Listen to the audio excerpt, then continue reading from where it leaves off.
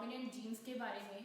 Duplicate dominant genes are the genes when a dominant allele at either of the two loci can mask the expression of recessive alleles at the two loci and it is also called the duplicate gene action।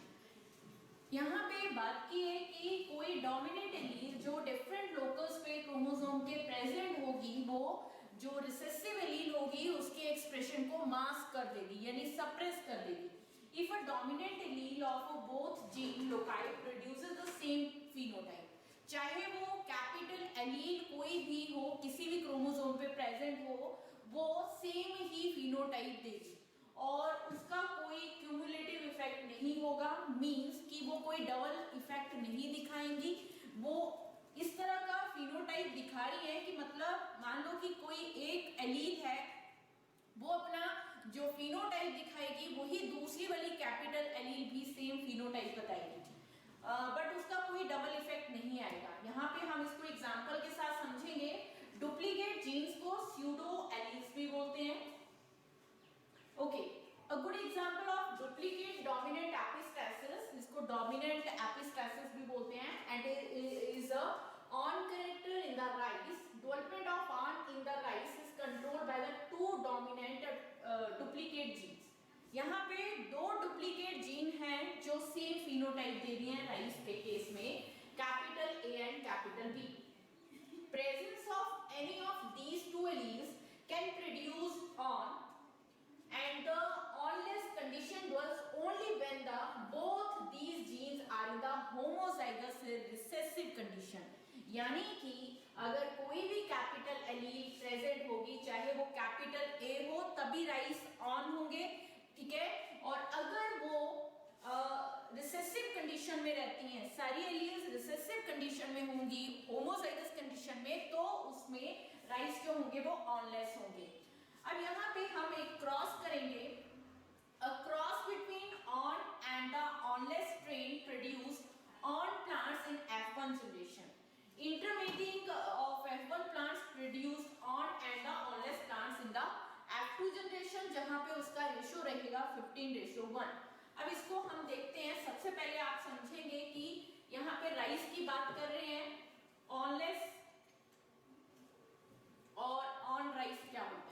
देखिए यहाँ पे आप इस image के through देख सकते हैं, ये जो आप स्पाइक्स देख रहे हैं राइस के, जिनमें स्पाइक्स प्रेजेंट होंगे जैसे हेयरी लाइक स्ट्रक्चर्स, उनको बोलेंगे ऑन राइस, और जिनमें वो स्पाइक प्रेजेंट नहीं होंगे तो दैट इज द ऑनलेस। तो यहाँ पे इस केस में दो तरह के वैरायटी ली है, one is the on rice and next one is the Wanless rice. तो यहाँ पे दोनों कैपिटल एलील अगर साथ में है तो फिनोटाइप उसमें क्या आएगा, ऑन राइस, और अगर सभी एलील रिसेसिव होंगी तभी वो ऑनलेस होंगी यानी वो स्पाइक्स उसमें प्रेजेंट नहीं होंगी। अब जब हम इसकी F1 जनरेशन निकालेंगे तो F1 जनरेशन में दोनों कैपिटल एलील प्रेजेंट हैं, तो यहाँ पे रिसेसिव एलील अपना एक्सप्रेशन नहीं दे पाएगी।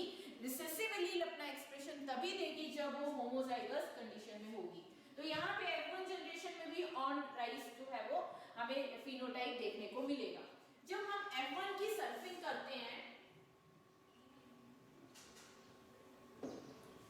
जब हम F1 की सर्फिंग करेंगे तो यहाँ पे जो हाइब्रिड्स बनेंगे that is capital A B, capital A small. ये मैंने आपको पहले भी बताया था कि इसके गैमीट्स निकालने के लिए पहले कैपिटल ए को आप दोनों स्मॉल और कैपिटल एलील के साथ लिखिए, capital A B, capital A small B, then small के साथ लिखेंगे small A, capital B, small A, small B.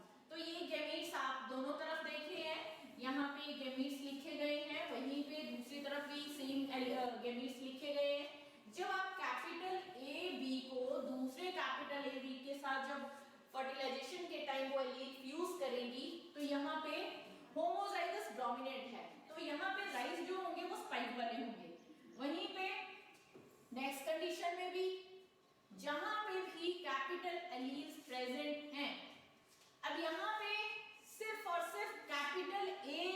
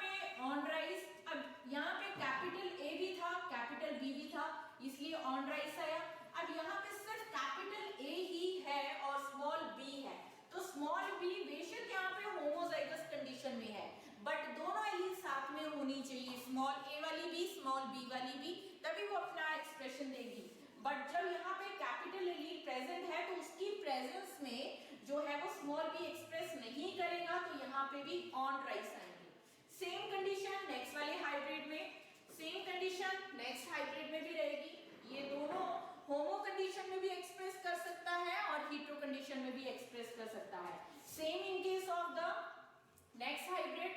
अब यहाँ पे कैपिटल बी है, इस वाले हाइब्रिड में देखेंगे तो यहाँ पे होमोजाइगस कंडीशन में है कैपिटल बी, तो कैपिटल बी अपना एक्सप्रेशन दे रहा है जिसकी वजह से ऑन राइस आएंगे।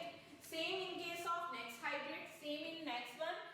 आप यहाँ पे टोटल जो हाइब्रिड्स देख रहे हो उनमें से 15 हाइब्रिड्स ऐसे हैं जिनका रेशियो, जिनका नंबर जो है वो 15 नंबर जो ऑन राइस वाला फिनोटाइप दिखाएंगे। सिर्फ एक हाइब्रिड ऐसा होगा जिसमें वो ऑनलेस होगा। तो इसका रेशियो बनता है डुप्लीकेट डोमिनेंट एपिस्टेसिस या डुप्लीकेट जीन या pseudo alleles, that is the ratio, phenotypic ratio is 15:1।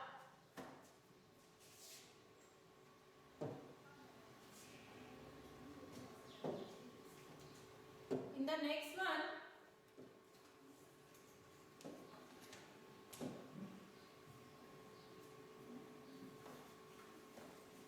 in the next is the duplicate genes with cumulative effect। पहले हमने पढ़ा डुप्लीकेट जीन इंटरैक्शन जहां पे रेशियो आया 15:1 और कोई डबल इफेक्ट नहीं दिखा रहा था। डोमिनेंट एलील अकेली है, कैपिटल ए अकेला है तब भी वो एक्सप्रेशन देगा, कैपिटल बी अकेला है तब भी वो अपना एक्सप्रेशन देगा। बट इस केस में थोड़ा डिफरेंट है। Both the dominant non allelic alleles when present together give a new phenotype, but when allowed to express independently they give their own phenotypic expression separately। जब ये दो नॉन एलीलिक जीन्स जो होंगी, जब वो दोनों साथ में रहेंगी, यहाँ पे बोला है when present together, जब वो दोनों कैपिटल एलील साथ में प्रेजेंट होंगी तो एक न्यू टाइप का फिनोटाइप जो है वो उस हाइब्रिड में देखने को मिलेगा। बट जब वो अकेली है, कैपिटल एलील्स अलग अलग प्रेजेंट हैं, तो वो अपना एक्सप्रेशन देंगे। Due to the in the absence of any dominant allele the recessive allele is expressed. अगर डोमिनेंट एलील नहीं होती है तो रिसेसिव एलील अपना एक्सप्रेशन दे सकती है। Such gene interaction is known as the polymeric gene interaction and the joint effect of two alleles appears to be additive or cumulative। जब दो कैपिटल एलील साथ में हैं तो एक अलग इफेक्ट दिखाएंगी, जबकि पिछले केस में ऐसा नहीं था। वहां पे जो दोनों कैपिटल एलील अगर साथ में भी आ रही है वही इफेक्ट दिखाएंगी, इंडिविजुअल होंगी तब भी वही इफेक्ट दिखाएंगी। बट इस केस में ऐसा है कि जब दो डोमिनेंट एलील साथ में प्रेजेंट रहेंगी तो ये एक अनदर टाइप का फिनोटाइप दिखाएंगी जिसको ज्वाइंट इफेक्ट या क्यूमुलेटिव इफेक्ट बोलते हैं, एडिटिव इफेक्ट भी बोलते हैं। But each of two genes show complete dominance, hence they are can not be considered as the additive genes. ठीक है, यहाँ पे हम इसका एग्जांपल करते हैं। Example, a well-known example of polymeric gene interaction is the fruit shape in the summer squash. There are three types of fruit shape in this plant, that is the disc shape, spherical shape and the long shape. The disc shape is controlled by the two dominant genes। जो disc shape का fruit है उसको control कर रही है दो dominant gene, that is the capital A and the capital B. इसका मतलब कि जब कोई जीन इंटरेक्शन हो रही है और दोनों कैपिटल एलील साथ में प्रेजेंट है तो उस फ्रूट की जो शेप होगी वो डिस्क शेप होगी। Spherical shape is produced by either dominant allele.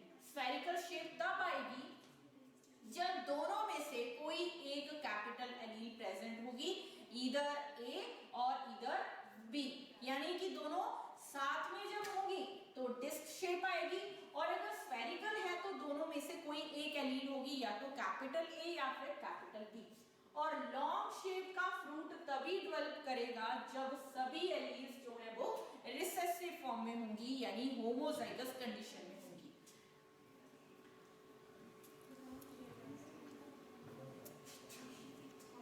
अब यहाँ पे एक क्रॉस करते हैं, the cross between disc shape जिसका जीनोटाइप है all alleles are in capital form, homozygous condition में है, and long shape strain which is produced the disc shape fruit इन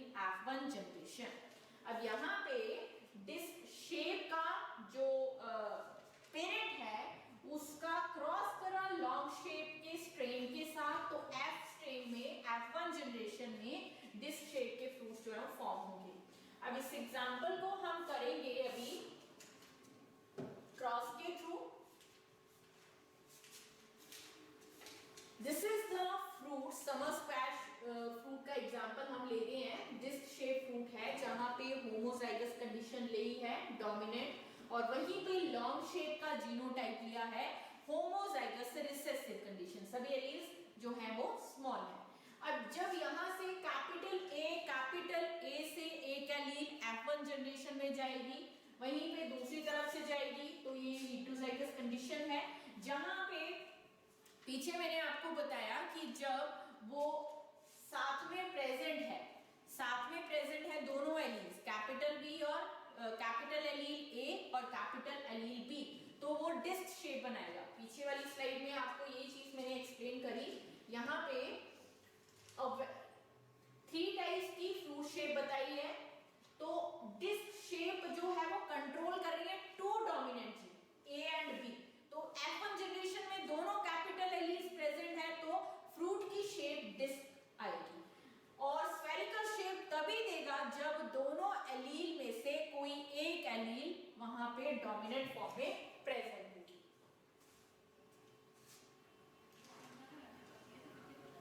अब यहाँ पे दिस इज द गैमेटोजेनेसिस, यहाँ पे इसको इसका गैमीट दिया हुआ है। This is the capital A B, ये गलत लिखा हुआ है यहाँ पे, ये कैपिटल ए बी है। जब कैपिटल ए बी को दूसरे कैपिटल ए बी के साथ करेंगे तो यहाँ पे फ्रूट की शेप डिस्क होगी। सेम यहाँ पे दोनों कैपिटल एलील प्रेजेंट है, चाहे वो होमो कंडीशन में हो, होमोजाइगस कंडीशन में हो, चाहे हेटेरोजाइगस कंडीशन में हो, तो डिस्क शेप आ रही है। सेम इन द नेक्स्ट, यहाँ पे टोटल इतने हाइब्रिड्स होंगे, टोटल 9 ऐसे हाइब्रिड्स होंगे जिनकी शेप जो होगी डिस्क होगी।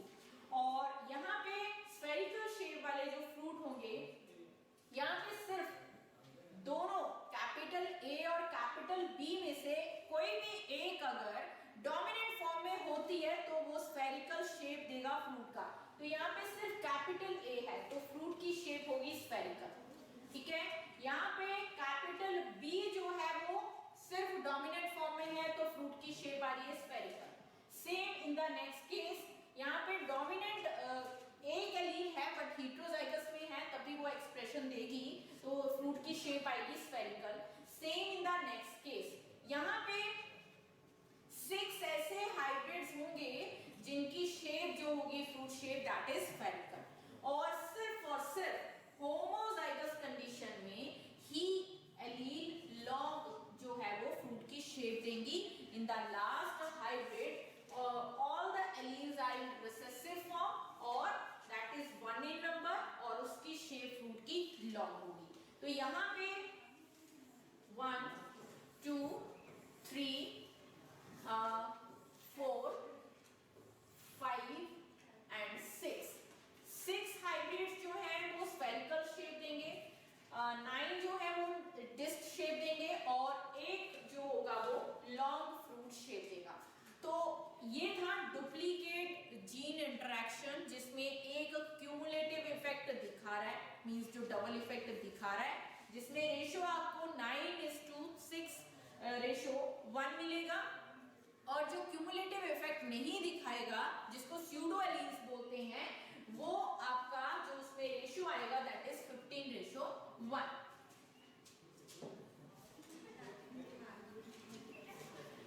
आप यहाँ पे देख सकते हैं ये समर स्क्वैश का पिक्चर दिखाया है। रिसेसिव एलील्स जब सभी रिसेसिव होंगी तभी वो लॉन्ग शेप दे रही है, और यहाँ पे कोई भी अगर डोमिनेंट फॉर्म में रहता है कैपिटल या ए या फिर कैपिटल बी, तो स्फेरिकल और डिस्क शेप में दोनों डोमिनेंट एलील्स जो है वो उस फिनोटाइप को कंट्रोल कर रही है।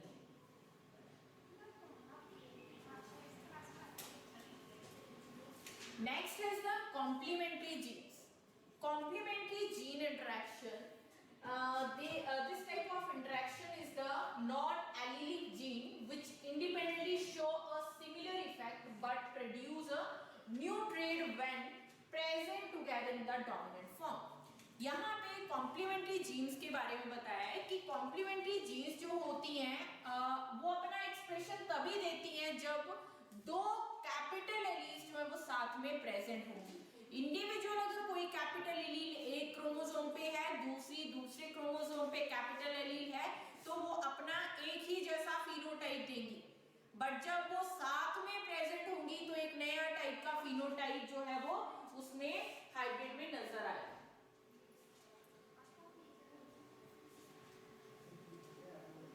अब यहाँ पे इसमें बैटसन और पुनेट ने कॉम्प्लीमेंट्री जीन इंटरेक्शन को ऑब्जर्व करा था लथेरस ओडोरेटस प्लांट में, that is the sweet pea, जिसमें F1 प्रोजेनी का जो फिनोटाइप था दैट इज पर्पल फ्लावर्स जो थे वो उसमें ऑब्जर्व करे। और फिर जब F1 की सल्फिंग करी और F1 सल्फिंग से जो F2 का रेशियो निकाला that is the two type के कलर के फ्लावर आते हैं लथेरस ओडोरेटस के, that is the purple and the second colour is the white. अब यहाँ पे कुछ और एग्जांपल पुनेट ने और बैटसन ने कॉम्प्लीमेंट्री जीन इंटरेक्शन के ऑब्जर्व करे, दैट इज द मेज कलर, ह्यूमन म्यूटिज्म, कुछ अदर एग्जांपल। यहाँ पे हम लथेरस ओडोरेटस का एग्जांपल एक्सप्लेन करेंगे। ओके तो यहाँ पे कॉम्प्लीमेंट्री जीन इंटरेक्शन में यहाँ पे बताया गया है, एक तरफ है पेरेंट फ्लावर जिसका लथेरस ओडोरेटस का जिसमें एक ही कैपिटल एलील प्रेजेंट है, दूसरी रिसेसिव फॉर्म में है, same in the another plant. तो जब इनने क्रॉस पॉलिनेशन करवाई तो जो दोनों का फिनोटाइप था that is same, that is white in colour. अब यहाँ पे गैमेटोजेनेसिस के टाइम एलील्स जो थी वो सेपरेट होगी और जब F1 जनरेशन आ रही है तो F1 जनरेशन में यहाँ पे capital A small a capital B small b, तो जो फिनोटाइप देखा गया that phenotype is the purple colour flower जो पेरेंट से अलग थे। तो ऐसा क्या था जो उसमें उसके F1 जनरेशन की फिनोटाइप को चेंज कर रहा था, तो वहां पे हम उसको समझने के लिए आप इस वाले लाइन को ध्यान से देखें। प्रिकर्सर मॉलिक्यूल होता है एक जो कलरलेस है, वो precursor molecule capital A allele की हेल्प से वो कलरलेस प्रिकर्सर में ही चेंज होगा, बट यहाँ पे एलील ए जो है वो एंजाइम बनाएगी जो इस फर्स्ट प्रिकर्सर को सेकंड प्रिकर्सर में चेंज करेगी, दैट प्रिकर्सर इज द क्रोमोजन और दैट प्रिकर्सर इज द क्रोमोजन। ये क्रोमोजन जो है ये चेंज होगा purple pigment that is the anthocyanin pigment में चेंज हो रहा है जिसकी वजह से पर्पल कलर आ रहा है फ्लावर का। तो वहां पे कैपिटल B एक्सप्रेस करेगी और एक्सप्रेस करके एक ऐसी एंजाइम बनाएगी जो क्रोमोजन को एंथोसाइनिन में चेंज करेगा। यहाँ पे कैपिटल A एलील है, यहाँ पे कैपिटल B एलील है, यानी कि ये कैपिटल A एलील अगर एक्सप्रेस करेगी तो प्रिकर्सर मॉलिक्यूल क्रोमोजन में चेंज होगा और जब क्रोमोजन को एंथोसाइनिन में चेंज करना है तो क्रोमोजन यहाँ पे कैपिटल एलील जो B है उसकी प्रेजेंस होगी, तभी वो एंजाइम बनाएगी और वो एंजाइम क्रोमोजन को एंथोसियानिन में चेंज करेगा जिसकी वजह से फ्लावर का कलर पर्पल आएगा।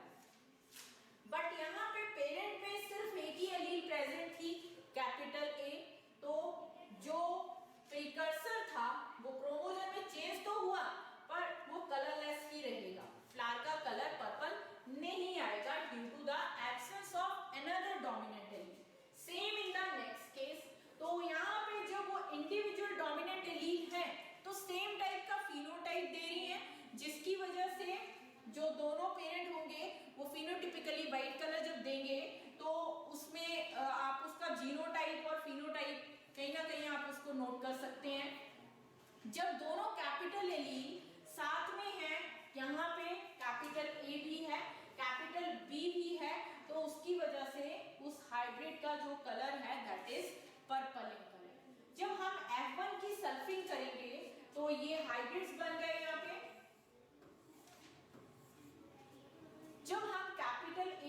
दूसरे कैपिटल ए बी के साथ करेंगे तो आप यहाँ पे देख सकते हैं कलर से बताया गया है 9 ऐसे हाइब्रिड्स हैं F2 जनरेशन में जिनका कलर जो है वो पर्पल है और 7 ऐसे हैं 1 2 3 4 5 6 7 ऐसे हैं जिनमें व्हाइट कलर आएगा। अब यहाँ पे सिर्फ कैपिटल ए है, कैपिटल बी नहीं है, तो जिसकी वजह से ए एलील जो है वो कलरलेस प्रिकर्सर ही बनाएगा, आगे कैपिटल बी के एब्सेंस की वजह से वो पर्पल कलर नहीं दे पाएगा। तो यहाँ पे इस केस में सिर्फ एक ही डोमिनेंट एलील है, इस केस में भी एक ही डोमिनेंट एलील है, इसके केस में भी सिर्फ कैपिटल बी ही है। Same in the next hybrid, same in the capital A small B hybrid में।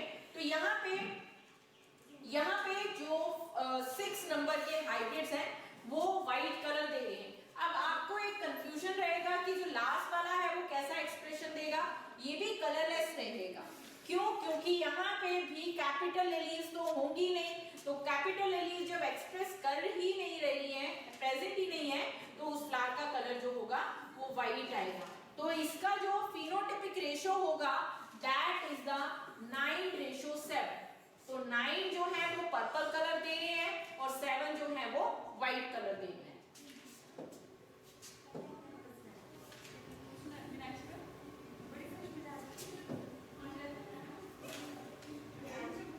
Next one is the supplementary genes. Supplementary genes जो होती हैं, these are a pair of non-allelic genes, one of which produces its effect independently in the dominant state, while the dominant allele of second gene needs the presence of other gene for its expression। यहाँ पे बोला है कि जो supplementary jeans होती हैं, अगर वो पेयर में नॉन एलीलिक जीन्स प्रेजेंट है तो वो अपना इफेक्ट देगी, इंडिपेंडेंटली अपना इफेक्ट दे रही है डोमिनेंट स्टेट में। बट जो सेकेंड वाली डोमिनेंट एलील प्रेजेंट होगी वो अपना एक्सप्रेशन तभी देती है जब वो दूसरी वाली डोमिनेंट एलील प्रेजेंट होगी। Dominant allele of a second gene needs the presence of other gene for its expression. अब यहाँ पे इसको हम एग्जांपल के साथ समझते हैं। This is the genotype of the parent. Capital के स्मॉल l। यहाँ पे कैपिटल के जो है वो फर्स्ट डोमिनेंट एलील है जो अकेले अपना एक्सप्रेशन दे रही है, दैट इज खाकी कलर। वहीं पे जो दूसरी वाली कैपिटल एलील है ये देगी बफ कलर। यहाँ पे रिसेसिव एलील का एक्सप्रेशन आ रहा है, that is buff colour. Capital L express नहीं कर रही है। कैपिटल एल कब एक्सप्रेस करेगी? जब उसको कैपिटल के का साथ मिलेगा, यानी कि जब कैपिटल के उसके साथ होगा कैपिटल एल के, तब वो चॉकलेट कलर देगा।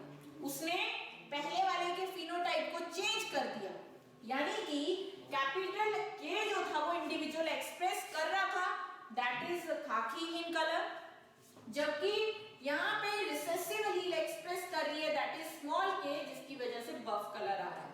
कैपिटल एल एक्सप्रेस नहीं कर रहा है। यहाँ पे कैपिटल एल कहाँ पे एक्सप्रेस कर रहा है? जब आप F1 जनरेशन में देख रहे हैं तो F1 जनरेशन में कैपिटल के और कैपिटल एल दोनों एलील साथ में, यहाँ पे सेकेंड वाली डोमिनेंट एलील जो होगी वो अपना एक्सप्रेशन तभी देगी जब फर्स्ट वाली डोमिनेंट जीन वहां पे प्रेजेंट होगी। तो F1 जनरेशन में चॉकलेट कलर। जब हम F1 की सल्फिंग करेंगे तो यहाँ पे आप देखेंगे जो हाइब्रिड्स हैं, यहाँ पे कैपिटल के कैपिटल एल दोनों डोमिनेंट एलील प्रेजेंट हैं, चॉकलेट कलर। सेकेंड वाले में भी चॉकलेट कलर। जहां पे भी कैपिटल के और एल साथ में होंगे तो डोमिनेंट चॉकलेट कलर आएगा।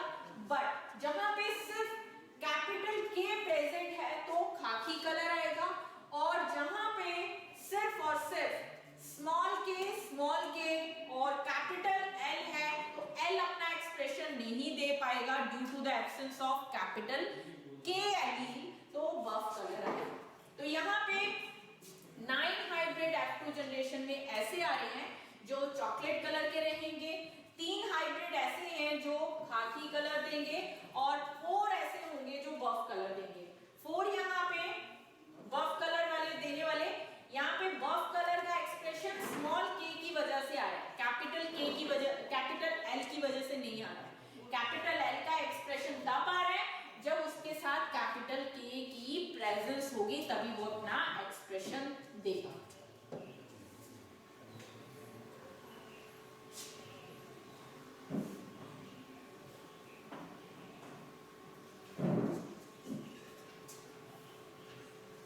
तो यहाँ पे ये लिखा है these are a pair of non-allelic genes one of which produces its effect independently। तो यहाँ पे पीछे हमने जो एग्जांपल पढ़ा, तो कैपिटल के जो है वो इंडिविजुअली एक्सप्रेस कर रही है और डोमिनेंट फॉर्म में एक्सप्रेस कर रही है, और जो सेकेंड वाली डोमिनेंट एलील है वो उसको प्रेजेंस चाहिए किसकी, फर्स्ट वाली डोमिनेंट एलील की अपना एक्सप्रेशन देने के लिए। तो that is the supplementary gene interaction.